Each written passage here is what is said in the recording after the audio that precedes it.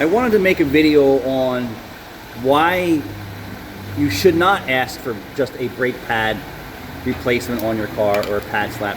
There are certain qualifiers that need to be met, and today's rotors and vehicles, it's really not a good idea. I'm going to zoom in here. I don't have this apart. Jude's going to give us a little backlight here. So this is actually showing up really good. Hold that light right there. And this is just me without taking the tires off. I'm going to zoom in for everybody. Do you see the shiny parts in the rusted area? That's where the brake pad is trying to grab the top of the rotor.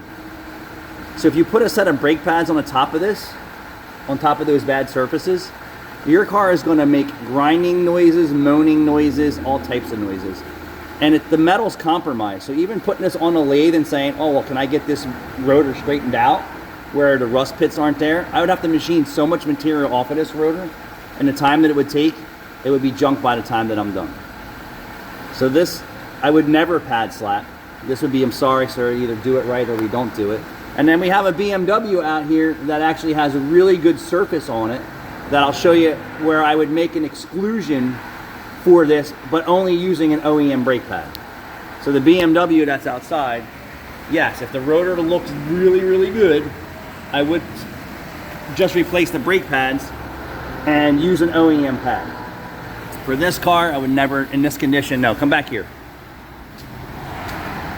And then we'll show you back here where the rotor is actually in really good shape here, but then I'm going to show you some other issues.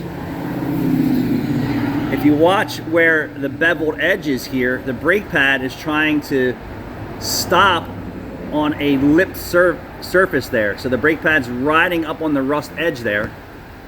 This is the rear rotors. And then the front one has a lip too. So when you try and pad slap this rotor, the brake pad is trying to seat into a track that's not necessarily in the new brake pad, and it would take forever for the brake pad to embed itself into those surfaces and wreak havoc on this brake job. So this is a big no for a pad slap. That ain't happening on this car. That car out there, when Jude gets it in, we'll show you that. 100% why we won't do it. Now you as the customer or vehicle owner, if you want to spend your afternoon in your driveway and do a bad brake job by pad slapping it, go right ahead. Because you're the one who worked on it, and then any problems that you have will be because of your work and not ours.